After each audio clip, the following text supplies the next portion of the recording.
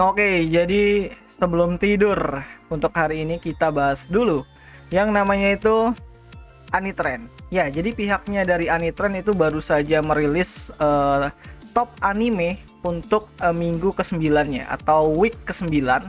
Dan ya, jadi ini adalah 10 anime terbaik untuk minggu ke-9 dari anime trending gitu kan, berdasarkan list ataupun voting yang ada di sana. Dan banyak perubahan yang terjadi, tapi menurutku ya ini wajar gitu kan. Nah, jadi yang pertama itu kalian bisa lihat di sini itu ada Summertime Render atau Summertime Rendering. Jadi ini anime memang layak lah gitu kan, untuk bisa berada di posisi pertama ya, setidaknya itu satu kali atau dua kali lah, karena memang plot yang disajikan untuk animenya Summertime ini tuh benar-benar sangat apa ya, sangat luar biasa dan bikin kita itu mikir. Dan ini benar-benar plot yang sangat mantap banget, apalagi di episode kemarin itu benar-benar luar biasa, twistnya benar-benar sangat membuat kita tuh kayak penasaran gitu kan, apalagi bagi kalian yang belum baca serial manganya gitu. Nah, jadi di posisi kedua ada Kaguya, masih sama aja karena memang ini romansnya Kaguya itu rame banget gitu kan, masif banget. Jadi ya wajar aja sih Kaguya menjadi salah satu anime yang sangat difavoritkan untuk musim ini, bahkan dari sebelum animenya itu rilis di musim ini gitu.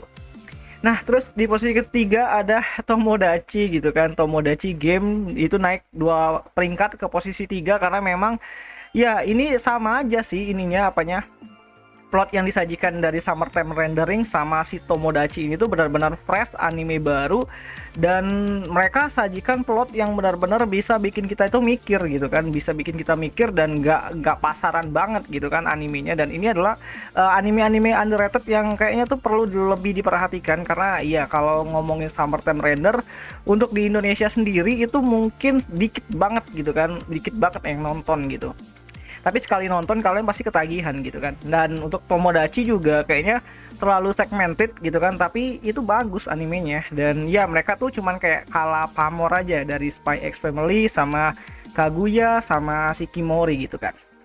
Dan di posisi keempat kita langsung masuk ke Spy X Family yang langsung turun 3 peringkat dari posisi pertamanya ke posisi keempat, yang mana ini kalau nggak salah ya mengenai si apa ya, si Anya gitu kan. Anya tuh dia di episode sebelumnya kan benar-benar epic banget, dan ketika masuk ke arc-nya ataupun bagiannya dari si Yuri dan si hubungan dari Lloyd sama si Yor itu diperlihatkan, walaupun bagus tapi ya mau nggak mau harus turun gitu kan. Mungkin di next minggu atau di minggu selanjutnya mungkin bakalan naik lagi, karena memang di episode terakhirnya itu Anya benar-benar menarik perhatian dan benar-benar nuansanya tuh kental banget gitu kan mengenai Anyanya gitu di arc-nya Academy Eden lagi.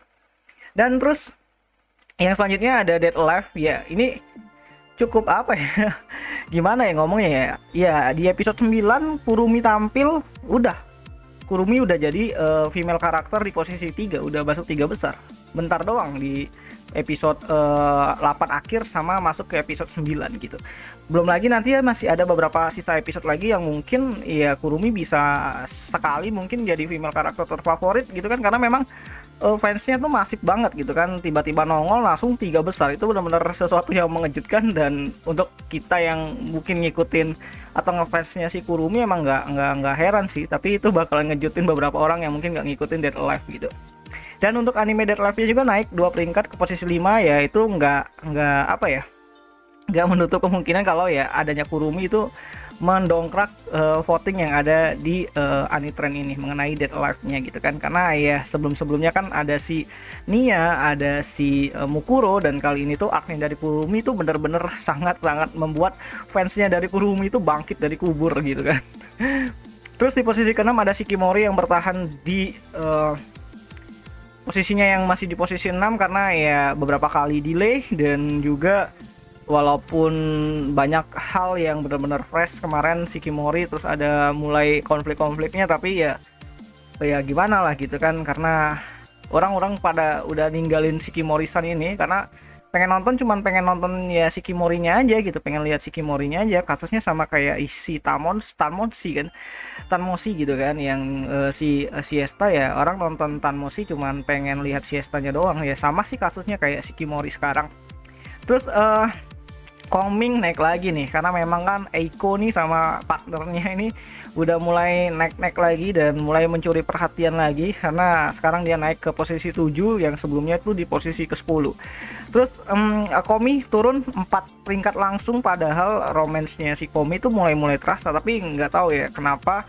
Mungkin karena di 2 episode terakhir ya, mungkin kalian udah pada tahu lah penurunan grafisnya atau downgrade-nya benar-benar nggak ngotak gitu kan dari studionya OLM gitu kan, yang mana di episode 8 itu mulai terasa, terus di episode ke-9 dan iya itu kayak ya udah kelihatan lah gitu kan downgrade-nya itu. Ya walaupun bagi kalian yang nggak merhatiin mungkin ya nggak masalah sih, kalau kalian tuh cuman bukan lihat sih, cuman nikmatin ceritanya, ya sama aja sih, sama aku juga nikmatin ceritanya aja. Tapi mengenai voting kayak gini tuh banyak banget orang-orang yang kayak iya salah dikit aja itu langsung kalah gitu di votingnya gitu.